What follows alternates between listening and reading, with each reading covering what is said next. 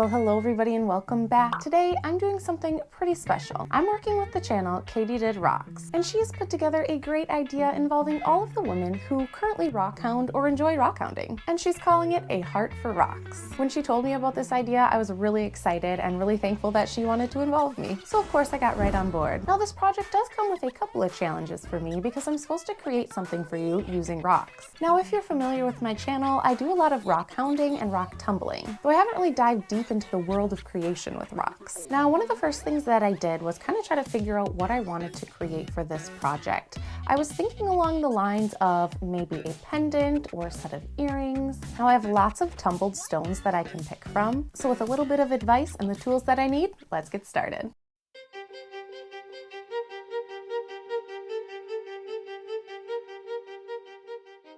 Okay, so I was looking through all the agates and I just got a great idea. I was thinking that maybe I could take some of the raw agates and drill holes through them to make them almost into like agate beads and then do like garland for the wreath.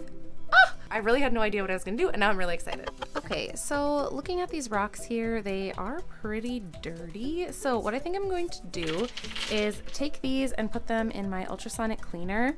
I've heard that you can use borax in your ultrasonic cleaner to try to kind of remove some of that dirt on these. I might honestly just do all of these little rocks, even though I already spent time picking these ones out.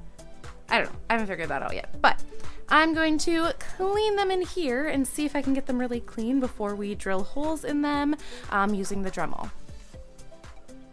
My love and my passion for rocks really kind of started back when I was young. Now, to be completely honest, I haven't really been a big fan of being outdoors, especially when I was younger. I was kind of afraid of everything. I was afraid of the bugs, I was afraid of the animals, and sometimes I was afraid to get dirty. Now every year, my dad, my sister, and I would go camping up in the Boundary Waters. If you're not familiar with the Boundary Waters, it's a place far up north in Minnesota in the town of Ely. We'd leave in the wee hours of the morning and drive up north, and it was always such an adventure every time that we went. I loved going up to the Boundary Waters every year because I was away from technology, I was in nature, and I could really just enjoy being a human being on this earth.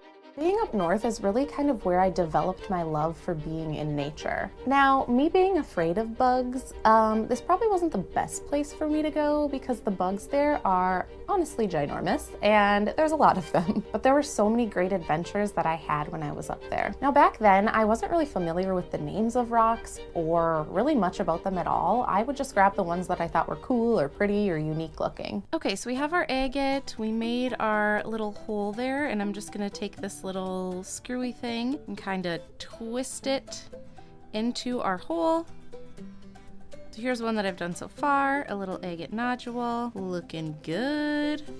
And this one, another kind of bumpy agate nodule. You can see a little bit of banding there. And then I'm going to take these and kind of link them all together to make some sort of garland. And it looks like this one will need to be a little bit deeper so that I can get this a bit deeper into the rock itself.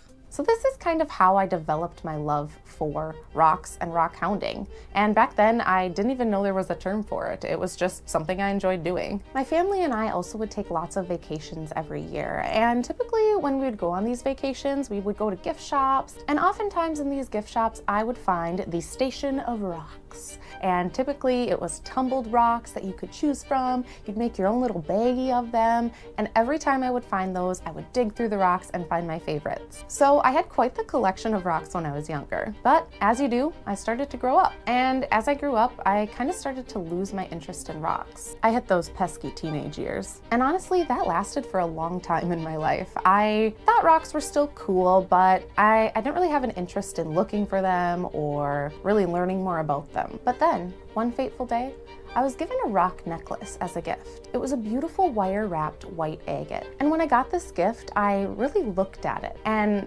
I don't know why, but in that moment, it just like sparked my interest again. So then all of a sudden, I started researching rocks again. I wanted to know more about this stone that I was given. And slowly from there, my interest just tumbled like a snowball and got bigger and bigger. I wanted to learn all things rocks. I learned about tumbling rocks and how to make them shiny. I learned about what to look for when you're rock hounding so that you can find the rocks that you want. I learned about the rocks that people like to collect. And more importantly, I learned about the rocks that I wanted to collect. And during all this research, of course, one of my favorite places to look is YouTube. I found so many people in the rock hounding and rock tumbling communities that were explaining all of the different things about this cool hobby that I never knew before. And after I started rock hounding, I wanted to document my own adventures and see if maybe I could spark interest in some of you. Because rock hounding is such a fun hobby, and it's one of the only hobbies that's completely free. Because in its simplest form, rock hounding is just finding a rock and picking it up. And I love the idea of something that's free to everyone that can really give you a boost of joy and a sense of adventure. After I started rock hounding,